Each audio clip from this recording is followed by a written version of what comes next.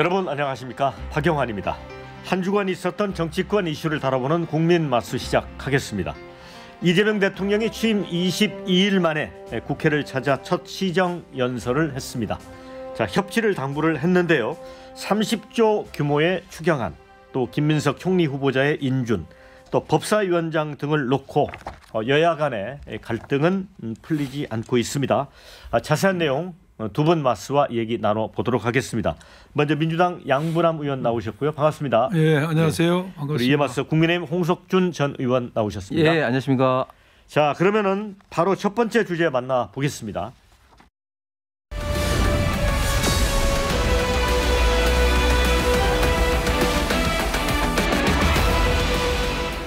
이재명 대통령이 이제 추경 예산 시정연설을 하고 국회 협조를 당부를 했습니다.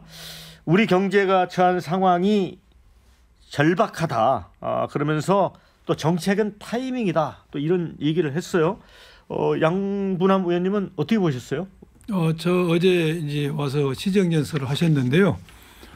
저는 당연히 이재명 대통령의 시정연설 내용에 100% 공감하고 빨리 우리 정치권에서 여야를 떠나서 이 추경 편성이 확정이 되고 그래서 좀 죽어가는 경제를 살릴 수 있기를 저는 이제 바라는 마음입니다. 예. 네. 100% 공감하고 어제 저는 사실 이제 시정연설 왔을 때 약간 좀 걱정을 했어요. 예. 우리 야당 의원들이 어떤 태도로 나올 것인가. 예. 지난번 원내 교섭단체 대표할 때는 굉장히 야당 의원들이 야유도 하고 예. 좀 소란스럽거든요. 그런데 어제는 상당히 좀 차분하더라고요. 차분하고 또한 들어오실 때는 여당들이 있는 중앙 메인 통로를 싹 들어오셨어요. 저는 압수를 못했습니다. 그래서 다른 좌석에 앉아가지고 나올 때는 보니까 제가 야당 의원과 접경지역에 살거든요. 예. 자리가 근데 요리 나오시면 좋을 것 같은데 예. 한 줄 떼어서 저쪽으로 나가서 저는 압수를 못했는데 예. 제가 굉장히 감명 깊었던 것은 우리 야당 의원님들이 다 공사 악수를 하시더라고요. 예. 악수를 한 걸 보고 어제 시정연설의 내용도 좋다. 그런데 그 후에 야당 의원들의 차분한 모습을 보면서 협치도 가능하겠다. 실종된 정치가 복원될 수도 있겠다는 저는 가능성도 봤어요. 제가. 그런데 이제 국민의힘 이제 권성동 의원 전 원내 대표였죠. 그런데 이제 이재명 대통령에게 김민석 총리 안 된다, 뭐 이렇게 이야기를 한 것 같더라고요. 네. 그러니까 두 번인가 이야기를 했는데 권성동 의원 어깨를 툭 치셨어요. 알았다 그러면서 툭 쳤다는데 예. 이게 정말 알았다는 게 무슨 뜻일까요? 정치인에게 알았다는 말은 이제 두 가지 의미가 있습니다. 하나는 진짜 알아서 그대로 하겠다는 의미도 있고, 하나는 이제 들었다 뭐 그런 의미가 있는데, 두 분은 워낙 뭐 중앙대 선후배고, 중앙대는 2년 선후배고 또 사법연수원은 이제 1년 선후배 아니겠습니까? 그리고 권성동 전 원내대표, 권성동 의원의 사모님이 이재명 대통령 여자친구를 뭐 소개할 정도로 굉장히 좀 절친이었는데, 그렇죠. 어제 전반적인 좀 분위기는 저는 뭐 무난했다고 생각합니다. 그리고 조금 전에 이제 양문남 의원께서 말씀하신 것처럼 저는 대통령을 비판을 할 때는 하더라도 최소한의 좀 예우는 좀 갖춰야 된다. 뭐 그런 측면에서 어제 국민의힘 의원들이 대통령과 이제 악수를 하면서 그런 모습들을 국민들이 이제 원하는 게 아니겠습니까? 지난번 윤석열 전 대통령 때는 이유를 떠나서 윤석열 전 대통령이 왔을 때 악수를 거부하는 민주당의 어떤 의원들, 심지어는 이제 그만 물러나라고 하는 사람들, 야유하는 사람들, 피켓팅 하시는 분들, 심지어 2023년도에는 아예 본회의장에 들어오지도 않고 그 입구에서 이제 항의 시위하는 그런 어떤 모습을 연출했는데, 이런 모습들이 정책의 어떤 뭐 반대, 대통령의 반대를 떠나서 국민들에게 보기에는, 그리고 국격으로는 좀 이미지에 맞지 않다, 그런 어떤 생각이 들고, 어제 분위기는 뭐 전반적으로는 국민들이 봤을 때는 좀 뭐 새로운 어떤 정부가 출범했던 어떤 만큼 새로운 어떤 모습을 보이지 않았나 생각을 합니다.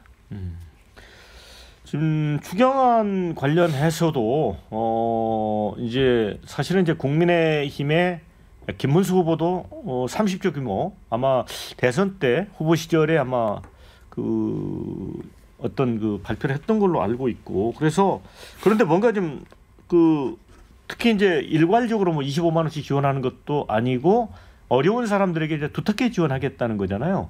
그럼에도 홍석준 의원님 이제 국민의힘에서는 여기에 대해서 자꾸 문제를 제기하는 거는 왜 그럴까요? 예, 일단 우리 지금 대한민국의 총 예산 규모가 이제 본 예산이 한 672조 됐고 1차 추경을 한번 했었죠. 그다음에 네. 이번이 이제 2차 추경인데 30조 5천억 규모, 세출 예산이 이제 20조가 좀 넘고 그다음에 세입도 부문을 해서 이제 3조 5천억 규모고 또 여기에 순수하게 국채 발행으로 인한 소위 말해서 빚을 끌어들인 게 이제 20조가 넘습니다.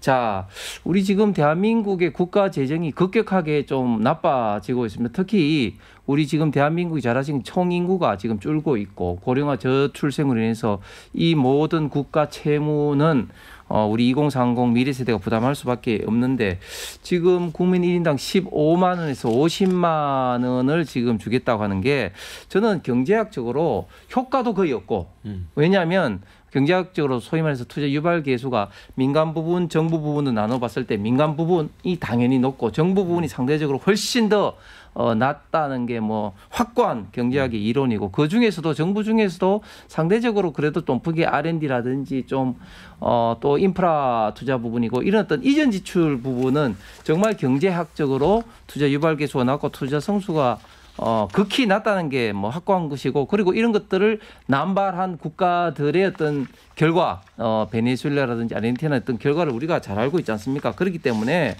저희들은 여기에 대해서 강력하게 좀 반대하는 입장이고 특히 이런 어떤 부분에 대해서 국가 부채가 늘어나게 됐을 때 지금 우리 대한민국이 국가 부채가 1,200조 가까이 됩니다. 1948년 정부 수립 이후부터 박근혜 정부 때까지 643조에서 문재인 정부 때 5년 동안 펑펑펑 너무 많이 써서 5년 동안 440조 이상이 늘었죠. 그래서 1,080조로 윤석열 정부에게 됐고 윤석열 정부에서 한 110조 정도 늘었습니다. 3년 동안. 그런데 지금 원금을 갚기는커녕 국가 부채에 대한 이자만 하더라도 1년에 기재부에서 한 26조 가까이 지금 이제 하고 있습니다. 갖고 있습니다.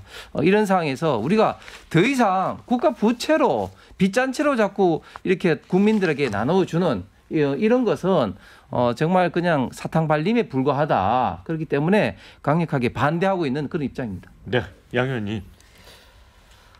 저는 당연히 반대 입장입니다. 예. 홍 의원님 의견과는 이게 지난번 코로나19 팬데믹 때의 전 국민의 지급했을 때의 효과 네. 또한 이 최근에 지역사랑 상품권을 줬을 때 효과 등을 통해서 국가가 이러한 국민들에게 돈을 주면서 나타날 수 있는 어떤 경제적 효과가 이미 입증이 됐고 이번에 이렇게 국민들에게 소비 쿠폰 형태로 돈을 주는 문제는 지난번 대선 때도 김문수 후보도 동의했던 국민의힘도 동의했던 부분입니다.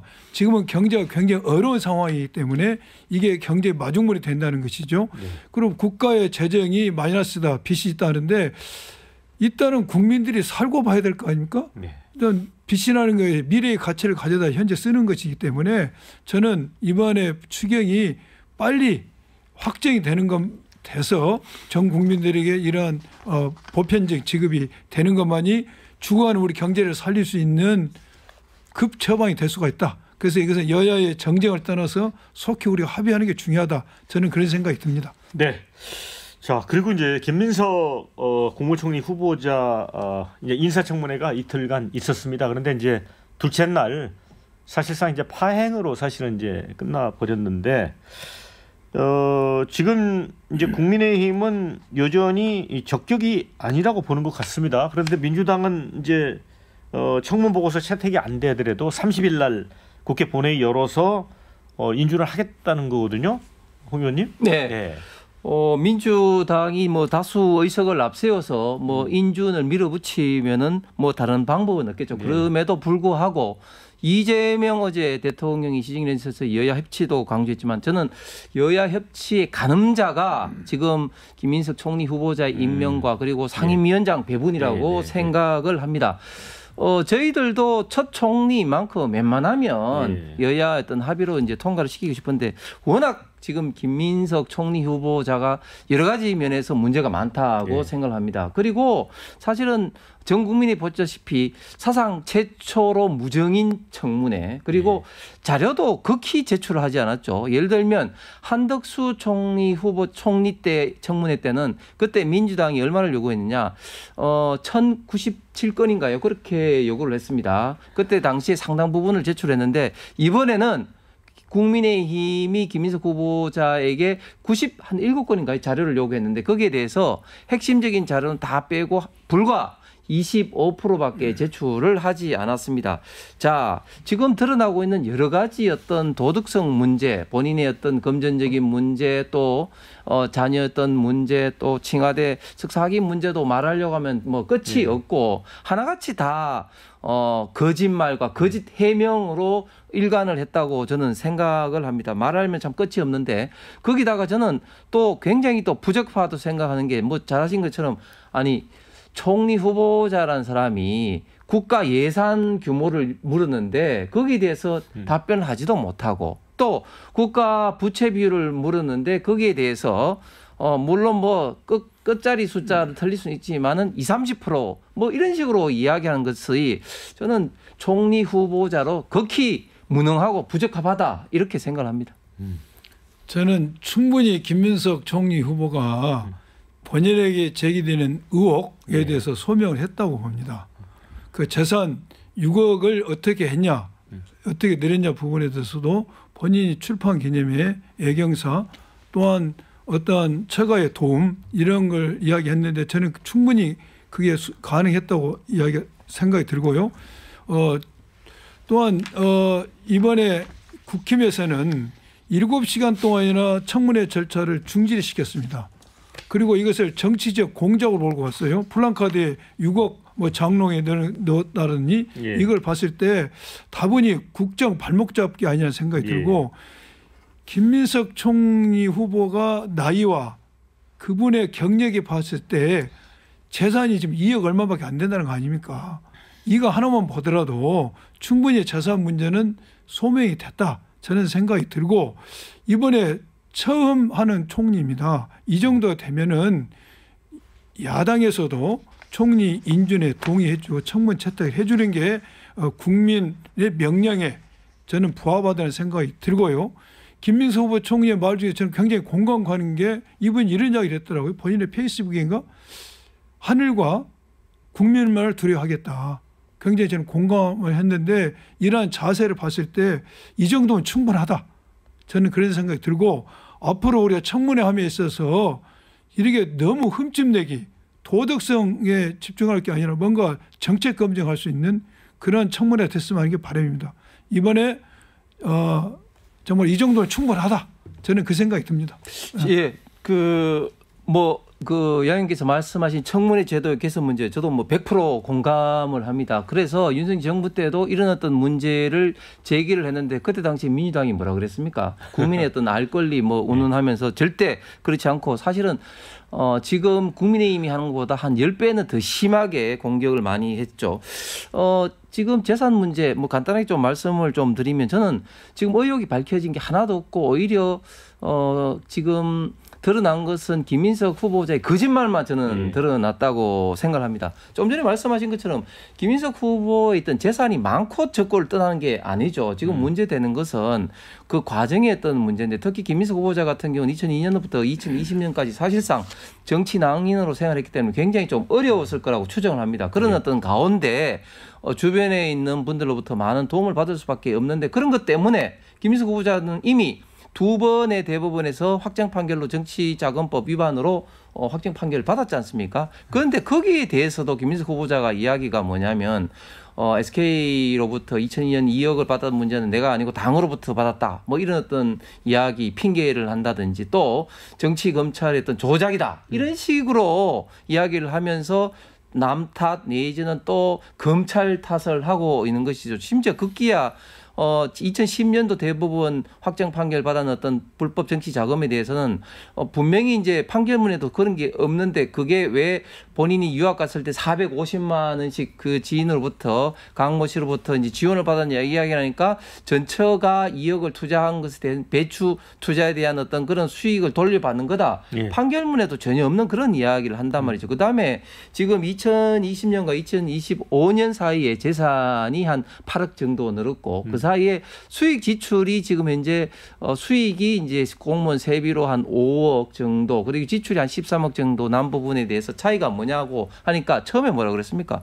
기타 소득이 있다. 강연료 등에. 그런데 자료는 제출하지 않고 국민의힘 의원들이 연말정산을 떼어보니까 강연료 기타 소득이 불과 1,400만 있단 말이죠. 자, 그러니까 또 이제 말을 바꾼 게 이제 경사도 있었고 조사도 있었고 두 분의 출판 기념회도 있었다고 이야기를 이제 합니다. 그러다가 또 이제 청문회에서는 또 한 2억 정도는 또 처가로부터 또 받았다. 뭐 이런 어떤 이야기 계속해서 말이 이제 달라지는데 거기에 대해서도 예를 들면 처가에서 돈 2억 받은 것은 그러면 정리해서 내냐 하니까 정리해서 냈다고는 이야기는 하는데 그 자료도 제출하지 않고 있단 말이죠. 그래서 이런 것들을 본인이 억울하면 자료를 제출하면 되는데 자료를 제출하지 않고 있다. 심지어 청와대 석사학위 문제도 출입국 관리 자료를 내라 하니까 그렇게 자료를 내지 않고 본인이 항공편 관련된 자료를 내는데 김희정 의원이 보니까 아예 항공 편명이 아예 없는 것도 있었다. 그래서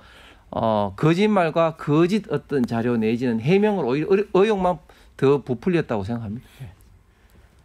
김민석 의원이 말한 SK로부터 정치자금 받은 부분이 억울하다는 취지는 그 당시 대선자금 수사팀에서 수사를 하면서 받았던 정치자금이 본인이 쓴 게 아니라는 것이죠. 본인이 쓴 게 아니라 이걸 당으로 유입된 돈이라는 것이죠.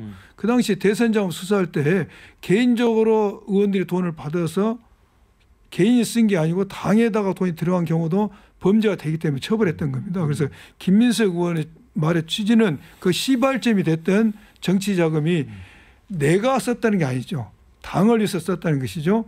그런데 거기에 대해서 당을 위해서 썼다는 어떤 증빙 이게 없기 때문에 이제 본인이 억울하게 됐다는 취지이고 두 번째 뭐 이러쿵 저러쿵 이제 우리 황 의원님 말씀하신 뭐 우리가 여기서 전자계산기 가지고 계산을 맞춰볼 수는 없는데 이분이 출판 기념회를 2번이나 했을 겁니다.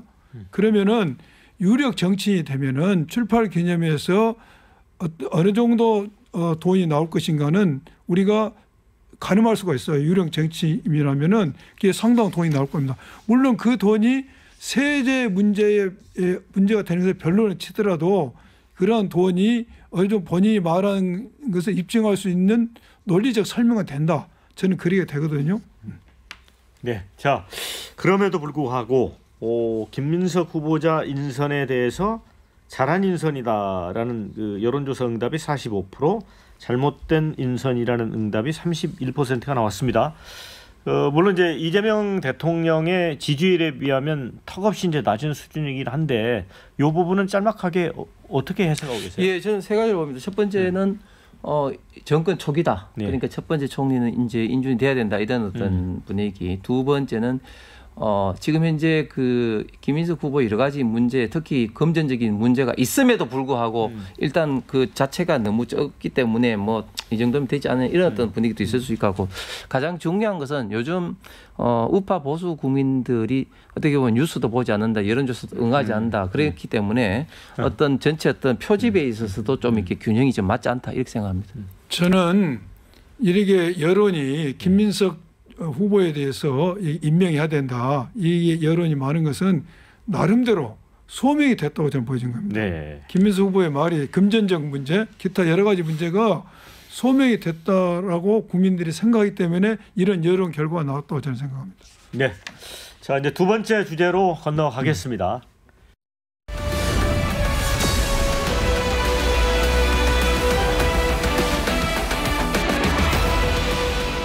네. 이제 이재명 대통령이 이제 지난주에 11개 주요 부처 장관 후보자 인선을 발표를 했습니다. 그런데 이제 예를 들어 이제 여러 장관들에 대해서 이제 어떤 평가가 있었는데 지금 논란이 된 분이 이제 송미령 농림축산식품부 장관입니다. 과거에 이제 농망법 등 농업을 망치는 4가지 법 이 부분에 대해서 집중적으로 문제제기를 했고 윤석열 대통령에게 사실은 양곡법 등은 이제 거부권 행사를 요청을 했습니다. 그런데 이제 국회에 나와서 이렇게 말하는 걸 보면 입장이 확 바뀌었거든요. 이거 어떻게 보세요? 뭐 전형적인 영혼 없는 공무원의 표상이죠. 그런데 일반 공무원들 같은 경우는 뭐 당연히 정권의 어떤 철학에 따라서 입장이 바뀌어질 수 있는 거 충분히 이제 이해가 가는데 뭐 저도 공직자 출신이지만 그런데 장관 이상의 정무직 공무원이 이런 식으로 행동을 하면 안 되죠. 송미령 장관 같은 경우 조금 전에 앵커께서 말씀하신 것처럼 양국관리법 등 어떤 농업 분야의 법들이 여러 가지 문제 때문에 거부권 행사를 제기한 주무장관 아니겠습니까? 그런데 지금 와서는 새로운 정부의 국정 철학에 맞추겠다 이야기하는 것은 도저히 이해할 수가 없는 어떤 그런 문제고 저는 그럼에도 불구하고 왜 이재명 대통령이 이런 어떤 많은 어떤 좌우 진영에서 있던 반대가 있을 텐데 예상을 했을 텐데 지명을 했느냐 임명을 했느냐 이런 것을 좀 생각해 보면 지금 양국관리법에 많은 문제가 있다는 것을 본인 스스로도 알기 때문에 이런 것을 좀 제대로 좀 수습하기 위한 어떤 적임자가 아닌가 생각을 했을 가능성이 많다고 봅니다. 왜냐하면 양국관리법으로 인해서 재정적 부담은 물론이고 여러 가지 문제가 발생할 수 있는 게 첫 번째는 많은 재정적 부담도 있고 두 번째 양국 이외의 다른 농업 분야에 종사하시는 분들의 상대적인 박탈감, 형평성도 굉장히 많이 있을 수밖에 없습니다. 예를 들면 벼농사 짓는 어떤 분들에 대해서만 왜 정부가 저렇게 도와주냐, 뭐 밭농사라든지 뭐 다른 어떤 분야의 농민들의 상대적인 박탈감, 형평성 문제도 당연히 제기될 수밖에 없는 것이고 또 이게 자본주의에서도 정면으로 좀 위배되는 게 양국을 통해서 여러 가지 좀 수익이 발생하지 않으면 다른 작물로 전환을 생각하시는 분들이 이제는 양국관리법 생기면은 그냥 계속 하는 어떤 그런 어떤 문제가 있지 않겠습니까? 그런 많은 어떤 부작용, 후유증을 그래도 수습할 어떤 적임자로 송민희 장관을 임명하지 않겠는가 그런 어떤 생각이 듭니다. 네, 그러니까. 이 홍석준 의원님도 이 송미령 장관의 이 유임이라고 하는 게 실용적인 인사라고 하는 부분은 인정을 하시는 거예요. 그 부분은 그렇죠? 다만 그렇죠. 왜 과거 대통령을 모시던 장관이 그렇게 판단했을까에 대한 비판을 하면서도 그렇죠. 그렇죠. 예. 저는 이번 우리 이재명 대통령께서 대선 후보 때도 늘 강조했던 게 국민 통합을 강조하셨습니다. 그래서 저는 본인이 대선 후보 때 늘 강조했던 국민 통합을 인사에 접목시켰던 어떤 시그널이다. 통합의 시그널로 저는 보여집니다.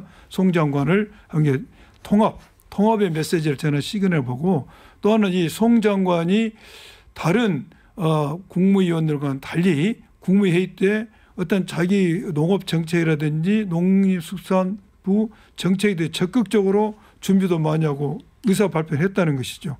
또한 다른 국면과 달리 지난번 윤석열 내란 때 본인이 내란이 잘못됐다는 점을 분명히 이야기를 했다는 점도 평가를 받았다고 봅니다. 그 중요한 것은 이분이 그동안의 윤석열 정권 안에서 농만법들 어떤 그 거친 표현했던 점에 대해서 진지한 사과를 했지 않습니까?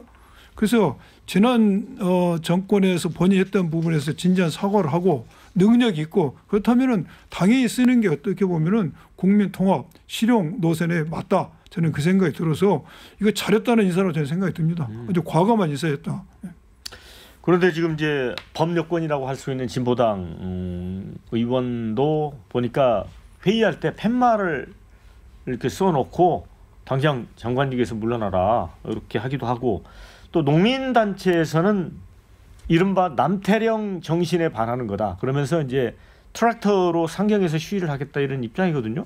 이런 부분은 저는 그런 부분을 저는 그런 부분에서 그분들의 좀 크게 대승적으로 이 인사를 이해해 줬으면 생각이 듭니다.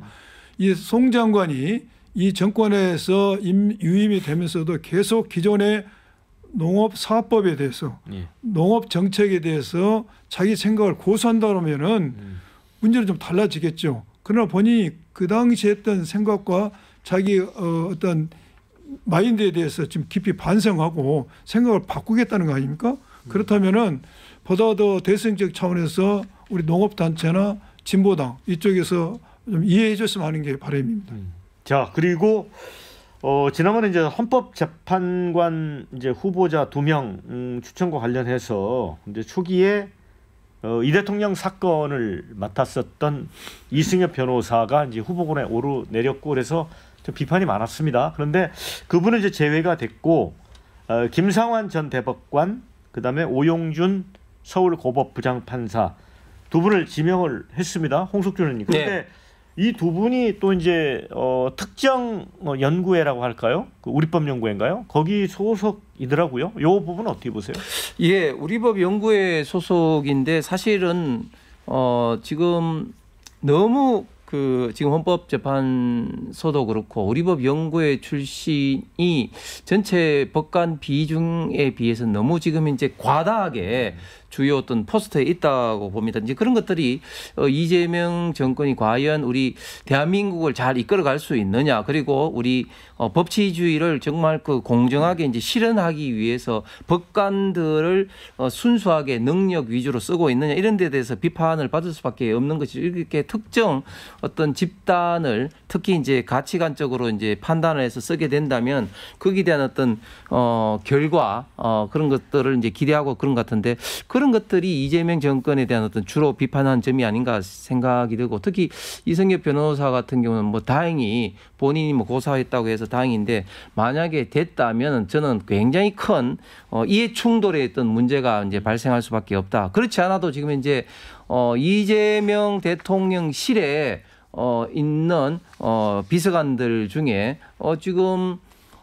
지금 이제 민정수석실의 비서관이 4명이죠. 그렇게까지 지금 과다하게 지금 많이 지금 들어가 있는 상태에서 너무 이재명 대통령이 어떻게 보면 좀 변호사들을 우대한 게 과거에 어떤 사건 때문에 그런 게 아닌가 하는 어떤 비판을 많이 받을 개연성이 있는데, 그나마 이승엽 변호사 같은 경우 이번에 들어가지 않은 것은 그나마 천만다행 같은데, 어쨌든 우리법 연구회 출신들이 이렇게 너무 많이 들어간 것은 큰 문제라고 봅니다.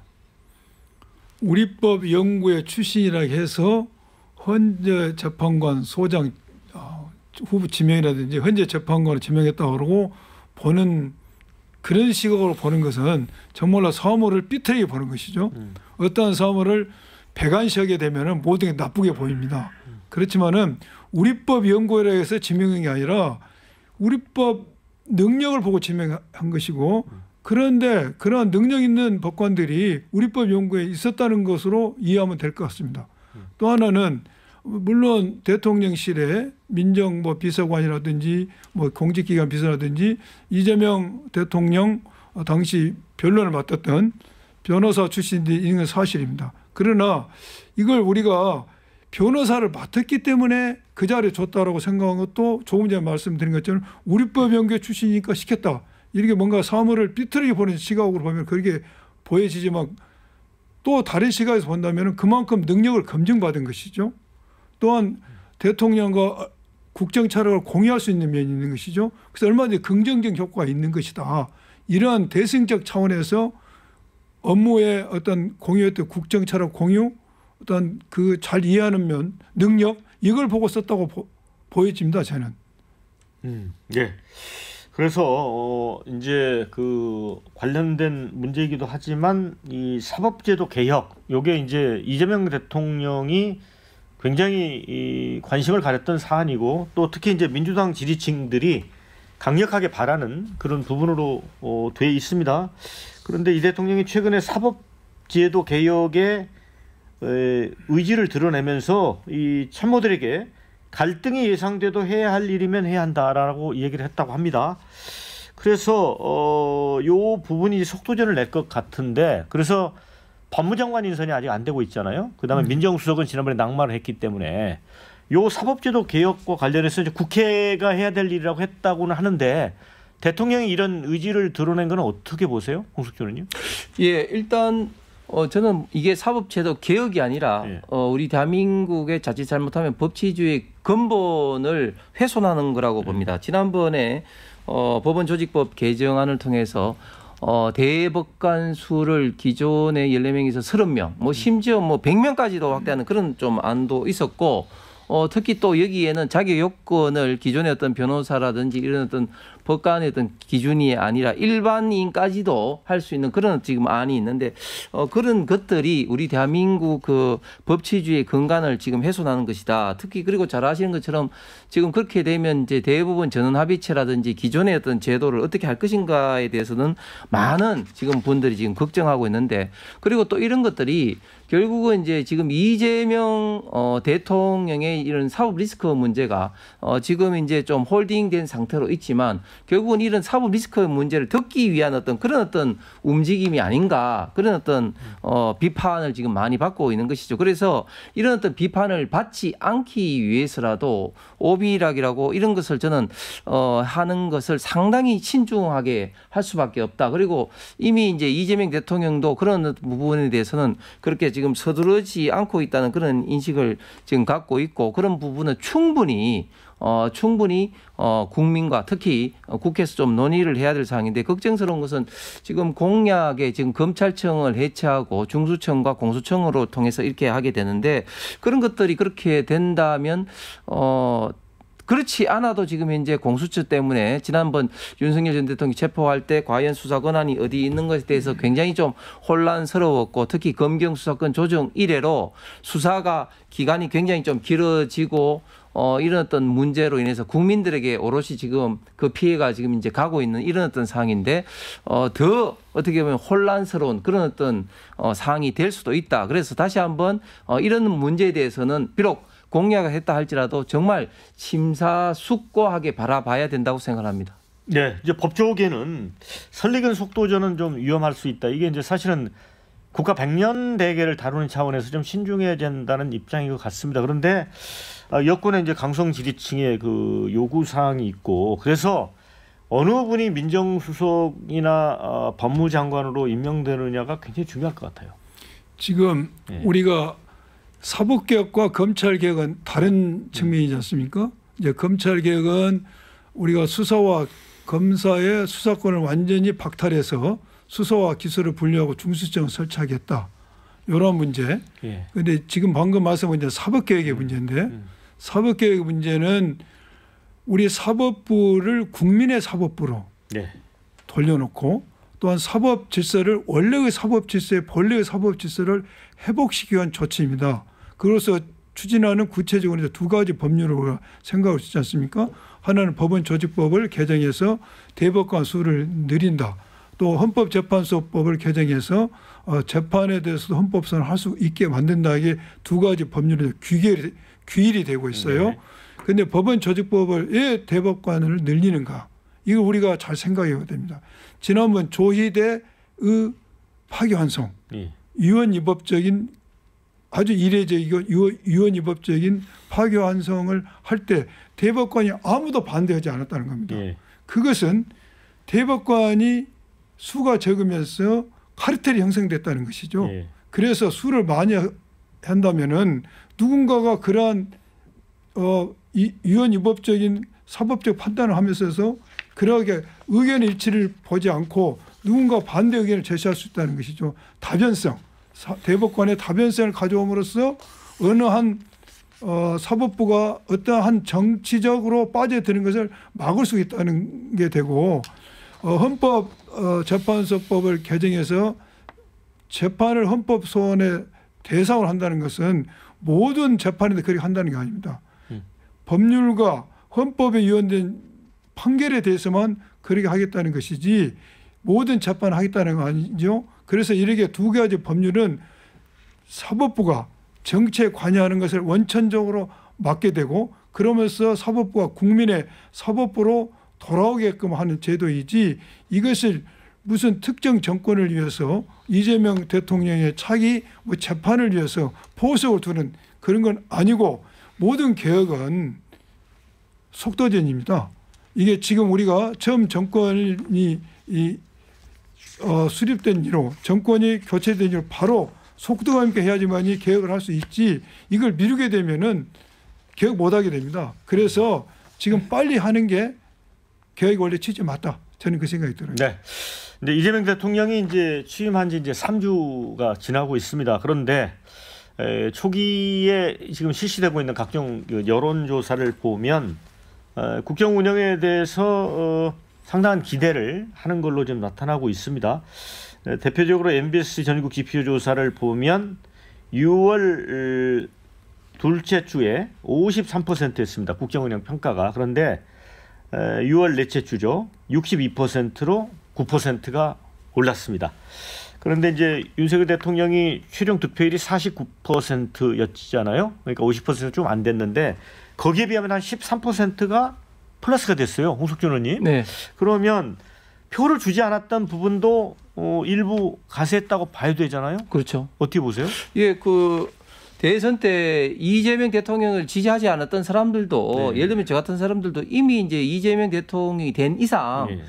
잘했으면 좋겠다. 그래서 우리 대한민국이 조금이라도 더 나아졌으면 좋겠다. 이런 생각을 가질 수밖에 없는 것이죠. 네. 그래서 지금 이제 소위 말해서 어떤 그 허니문 어떤 효과를 좀 누리고 있는 것이고 거기다가 한두 가지 더 꼽으려면 이제 초반에 이재명 대통령이 좀 보여준 어떤 여러 가지 또 행보들이라든지 뭐 주가라든지 이런 것도 영향을 미치리라 좀 생각을 합니다. 이제 그런데 앞으로 이제 지지율은 결국은 이 경제 문제라든지 부동산 문제라든지 특히 민주당이나 이재명 정권이 협치하지 않고 독주를 했을 때는 이런 어떤 그 지지율은 급격하게 꺾일 가능성이 굉장히 많다. 앞으로 이재명 대통령과 민주당이 어떤 태도에 따라서 이런 어떤 지지율을 유지할 수 있을 것인가가 달려 있다고 생각을 합니다.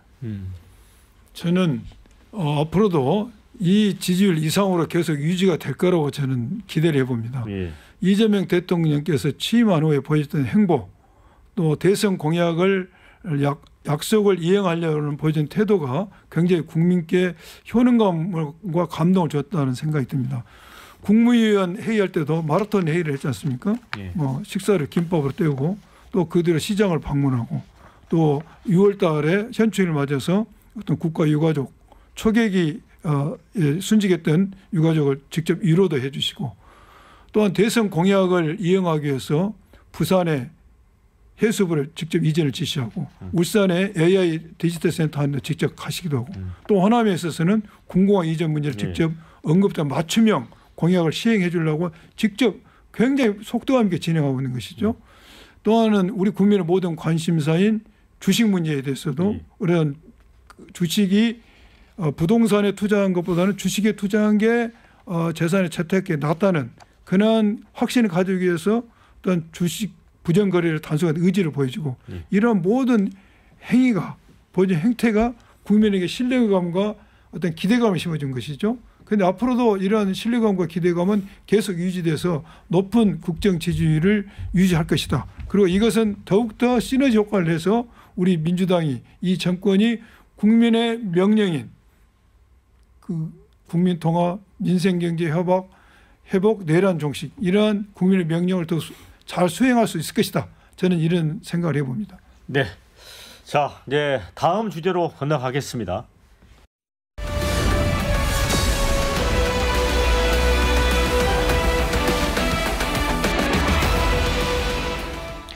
자, 이제 그 내란 특검 포함해서 이제 3대 특검이 출범을 했지 않습니까? 이제 이런 가운데 내란 특검이 윤석열 전 대통령 측에 이제 28일 날 출석해 조사 받아라 이렇게 통보를 했습니다.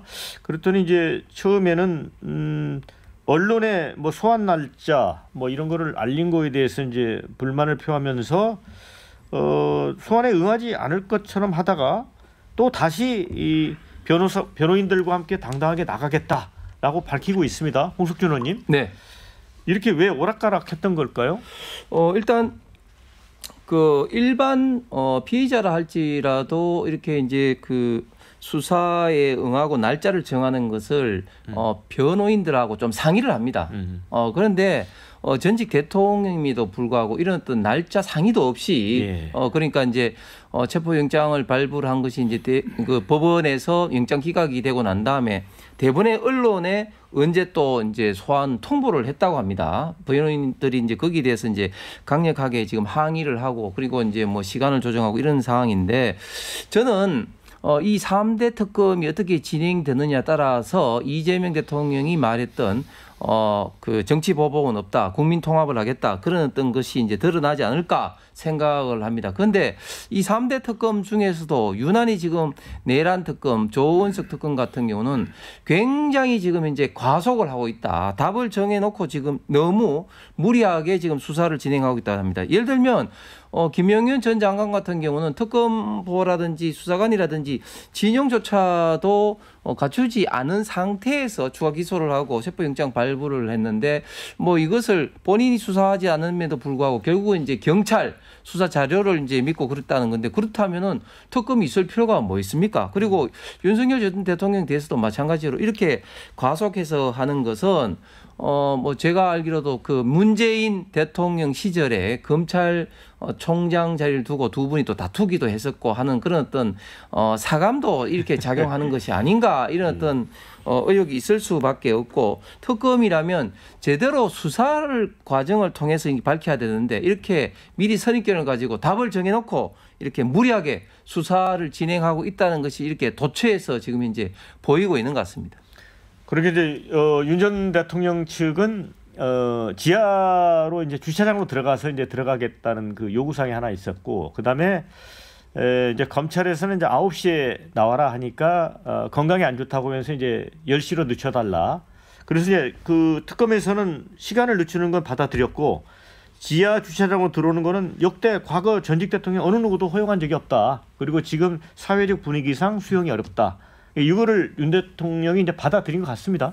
예. 지금 이제 우리 황 의원님이 특검의 이 수사가 어떻게 되냐에 따라서 이재명 대통령이 정치 보복을 하지 않겠다는 약속이 지켜지냐 아니냐를 방금 말씀하셨는데, 정치 보복과 제가 누누이 이야기했지만 정치 보복과 일단 특검을 통해서 사안의 진상을 규명하는 것은 별개의 차원입니다. 네. 그래서 사안의 진상을 규명하는 것은 특검에서 적절히 알아서 할 것이고, 이것을 정치 보복의 프레임을 만드는 것은 적절치 않다는 생각이 듭니다. 그리고 두 번째로 조은석 특검이 너무 과속을 하다, 과속 페달을 밟고 있다고 하시는데, 이 과속 페달을 밟은 게 아니라 국민의 명령, 특검이 추진되는 본령의 취지에 맞게 너무나 잘하고 있는 것입니다.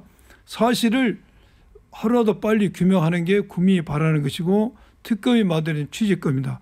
세 번째는 지금 윤석열 피고인이 구속영장, 체포영장을 청구를 한 것에 대해서 이런 이의제기를 했죠. 아니 한 번도 특검이 나오라고 하지 않았고 그런데 체포영장을 청구하냐고 이야기를 했는데, 이미 윤석열 피고인은 경찰에서 3번, 검찰에서 2번, 공수처에서 3번, 8번을 안 나왔습니다. 그리고 특검은 경찰, 공수처, 검찰 사건을 그대로 인계를 받았습니다. 그래서 별도로 나오라고 할 필요가 없습니다. 그래서 체포영장을 청구했기 때문에 절차적으로 문제가 없고, 여기에 대해서 이제 체포영장을 청구하니까 윤석열 피고인 측에서 내가 특검에 나가겠다 이렇게 이야기하니까 법원에서 영장을 기각했는데, 뭐 법원에서는 유감스러운 것은 8번을 나오지 않은 사람이기 때문에 체포영장을 당연히 발부한 게 옳은 판단이죠. 그러나 어찌됐든 법원에서는 특검에 나간다니까 체포영장을 기각했고, 그러다 보니까 윤석열 피고인이 겁이 나는 거죠. 그래서 특검이 출석하겠다 했고, 시간 문제는 이제 적절히 조율된 것 같은데, 포털에 쓰지 않겠다, 지하로 오겠다, 이것은 어느 규정에도 없습니다. 그 누구에게도 지하로 보내야 된다는 규정이 없어서 특검이 당연히 지상으로 포털에 세운 것은 당연히 해야 될 임무다 생각이 들고, 특검법에도 보면은 피의 사실 외에 수사 과정을 국민께 알리도록 되어 있어요. 그 차원에서도 당연히 포털 안에 세워야 되는 건 너무나 당연한 것이다. 저는 이런 생각이 들고, 특검이 너무 잘하고 있다, 저는 이런 생각이 듭니다. 예. 그런데 지금 그 윤석열 전 대통령 부인 김건희 씨 연루된 의혹을 수사하는 민중기 특별검사팀, 이게 김건희 특검을 맡고 있잖아요. 또 해병대 채모상병 사건 수사 외압 의혹 등을 수사하는 이명헌 특검팀, 여기는 최해병 특검이라고 부르는데, 그 아시겠지만 임성근 전 해병대 1사단장 구명 로비 의혹을 이쪽에 이제 걸쳐 있습니다. 그런데 이 공수처에 관련 수사 기록을 구명로비 의혹과 관련해서 동시에 요청을 했어요. 그러니까 이제 3대 특검이 출범을 했는데 지금 이 구명로비 의혹과 관련해서 양쪽에서 이제 동시에 수사 기록을 요청하다 보니까 또 국민들 시선에는 이게 특검이 좀 약간 과잉한 것처럼 비춰지는 측면이 있거든요. 이런 건 어떻게 조절해야 됩니까? 특검은 이번 특검뿐만 아니라 역대 특검도 기존의 수사기관에서 수사하고는 기록은 다 인계를 받습니다. 이게 동시에 요청을 해서. 그런데 지금은 당연히 동시에 요청할 수밖에 없는 상황이지 않습니까? 특검이 이제 동시에 3대 특검이 출범했고 김건희 특검과 최재병 특검에서는 이제 또 겹치는 부분이 있고 그러니까 그런데 이러한 경우에는 기록을 동시에 인계하게 되면 기록을 사본을 하고 해서도 기록을 옮길 수가 있는 것이죠. 네. 그래서 절차적으로 그것은 중요한 것은 기록을 인계해야 된다. 네. 그건 무리하지 않다. 인계해야 되고 그런 세부적인 절차는 저는 특검 간에 절절히 조율이 될 것이다. 그 생각이 들어요. 그러니까 이제 문제죠. 3대 특검이 사상 처음으로 동시에 들어가는 게 지금 처음이죠. 지금 이렇게 되기 때문에 너무 과잉 특검 아니냐, 정치 보복이 아니냐 이렇게 비판을 할 수밖에 없는 것이죠. 이게 3대 특검의 파견 검사만 하더라도 지금 120명의 수사관까지 포함하면 577명 아닙니까? 국정 지난 농단 심판 때 파견 검사가 20명에 비해서는 이게 어마어마한 숫자고 이런 걸로 인해서 우리 양님께 잘 아신 것처럼 민생 사법 수사에도 엄청나게 지장을 받을 수밖에 없는데 저는 이 3대 특검 법안을 이렇게 만들어서 한 것부터도 정치 보복의 생각이 다분히 있을 뿐만 아니라 충분히 특검의 어떤 업무를 사전에 조정할 수 있음에도 불구하고 3대 특검법을 동시에 통과를 시키고 또 동시에 3대 특검이 시행되니까 이런 어떤 업무의 중복 문제, 과잉 수사의 문제가 앞으로도 계속 생길 수밖에 없을 것 같습니다. 기록을 인계받는 문제는 극히 부수적인 절차적인 문제입니다. 예. 그건 얼마든지 기술적으로 뭐 복사본을 줄 수도 있고 전혀 문제가 되지 않습니다. 이걸 과잉 수사로 본다는 것은 정말 본말이 전도된 이야기죠. 그리고 왜 특검이 3개나 생겼냐? 왜 죄를 그렇게 많이 졌습니까? 죄를 많이 짓다 보니까 특검이 많이 생긴 것이지 이것도 본말이 전도된 것이죠. 윤석열, 김건희 부부가 죄를 너무나 많이 져서 특검이 많이 생긴 겁니다. 지금 특검을 많이 만들려고 한 게 아니라 이것은 본말이 전도된 이야기다. 그런 생각이 들어요. 어쨌든 근데 윤석열 전 대통령 측은 이런 입장도 표한 것 같습니다. 이게 특검이 수사가 아니라 정치다라고. 그런데 또 홍석천 의원님, 근데 국민 또 일반 시각에서 보면 전직 대통령이 좀 이제 수사에 좀 당당하게 좀 응하는 게 좋지 않을까 이런 발언을 하는 것보다. 당당하게 지금 응하고 있는 거죠. 단지 이제 아까 말씀드린 것처럼 최소한 전직 대통령의 어떤 예우를 떠나서 최소한의 어떤 인권 차원에서라도 이런 소환 날짜라든지 이런 것에 대해서는 변호인들하고 좀 미리 좀 상의도 하고 해야 되는데도 불구하고 일방적으로 특검이 정하고 그것을 이제 언론에 공표를 하는 것에 대해서 이제 문제 제기를 하는 것이죠. 우리 지금 대한민국의 법치주의를 훼손하고 사법 제도를 무시하는 것은 지금 민주당 보십시오. 지금 김민석 후보 같은 경우 대법원 확정 판결 난 것에 대해서도 정치검찰의 뭐 조작이다 이렇게 이야기를 하고 이재명 대통령 같은 경우는 파기환송된 어떤 부분에 대해서도 조희대 대법원장에 대해서 이렇게 특검을 한다 또 청문회를 한다 이렇게 하는 것이야말로 법치주의를 훼손하는 거 아니겠습니까? 윤석열 피고인에 대해서 인권을 무시한 게 하나도 없습니다. 예. 그리고 제가 조금 전에 말씀드린 것처럼 윤석열 피고인의 8번은 수사기관에 불응했어요. 그래서 그것을 그대로 인계받는 특검 입장에서는 별도 소환하지 않아도 법적 하자가 전혀 없습니다. 그래서 했던 거고 그리고 무슨 자신감을 가지고 무슨 국민에게 잘했다고 포털에 서지 않겠다고 이야기합니까? 지금 수사에 한 번도 떳떳하게 응한 적이 없어요. 이번에도 특검의 출석도 특검이 기민하게 첩보영장을 법원에 청구하지 않았으면은 계속해서 특검이 불출석할 겁니다. 안 나오면 체포되는 거나 이 위기감이 느끼니까 간다고 한 것이고 이것에 대해서도 특검에서 나오는 시간을 또 미루고 있지 않습니까? 지금까지도 윤석열 측의 머릿속에는 아직도 대통령이다. 이게 참 반성치 않은 태도. 이걸 보고 국민이 어떻게 생각하십니까? 네. 모든 내란의 세력들의 우두머리가 백조 대낮에 서울 시내를 활보하고 산책하고 이런 보고 국민이 어떻게 생각하겠습니까? 반성의 기미가 전혀 없어요. 네, 자, 한 주간 정치권 현안 다뤄봤는데요. 이제 마무리해야 될 것 같습니다. 두 분에게 못던 말씀 1분 정도 기회를 드리겠습니다. 홍석준 의원님. 예. 이재명 정권이 나타났습니다. 탄생을 했는데 앞으로 대한민국을 좀 잘 이끌어줬으면 좋겠습니다. 그럼에도 불구하고 걱정스러운 거는 본인이 이제 시정 연설에서 결과와 기회를 공정히 나누는 공정 성장, 공정 사회를 열겠다고 이야기를 했습니다. 그런데 과연 빚을 성실히 갚은 사람을 허탈하게 하고 갚지 않은 사람에 대한 어떤 부채 탕감을 하는 것이 공정 사회는 저는 아닐 거라고 생각합니다. 과거에 정치인으로서 굉장히 많은 허언, 실언, 거짓말을 했습니다. 그런데 이제는 정치인이 아닌 대통령이기 때문에 지금까지는 그렇더라도 앞으로 한 말에 대해서는 반드시 지키는, 즉 새로운 어떤 성장 동력을 만들고 국민 통합을 하고 네. 그리고 외교에는 네. 좌우가 없고 오로지 국위가 한다는 이런 말을 제대로 지키는 그런 좀 네. 대통령이 좀 됐으면 좋겠습니다. 아니, 홍 의원님이 준비를 많이 해오셨네요. 양 의원님. 예. 우리 민주당은 예. 이제 집권 여당이 됐습니다. 예. 그래서 우리가 다수석을 가지고 있지만은 늘 끝까지 국민의힘과 협치를 할 것이고 예. 실종된 대화를 복원시킬 것입니다. 예. 또한 이 대통령실이 이 정부가 추진하려는 여러 가지 개혁적 정책을 입법적 토대를 위해서 잘 서포팅해서 국민이 원하는, 이번에 우리가 정권을 교체한 것도 국민의 명예이지 않습니까? 그래서 국민의 명예를 잘 받들어서 국민이 원하는 성공적인 이재명 정부, 국민 네. 주권 정부를 실현하도록 저희 민주당에서 최선의 노력을 다하겠고, 이번에 추경예산 편성은 허탈감을 국민에 심어준 것이 아니라 네. 국민 모두에게 희망감을 주는 네. 조치입니다. 네. 자, 함께해 주신 여러분께 고맙다는 말씀 드리고요. 저는 다음 주에 찾아뵙도록 하겠습니다. 자, 두 분도 수고 많으셨습니다. 예, 감사합니다. 수고하셨습니다. 예.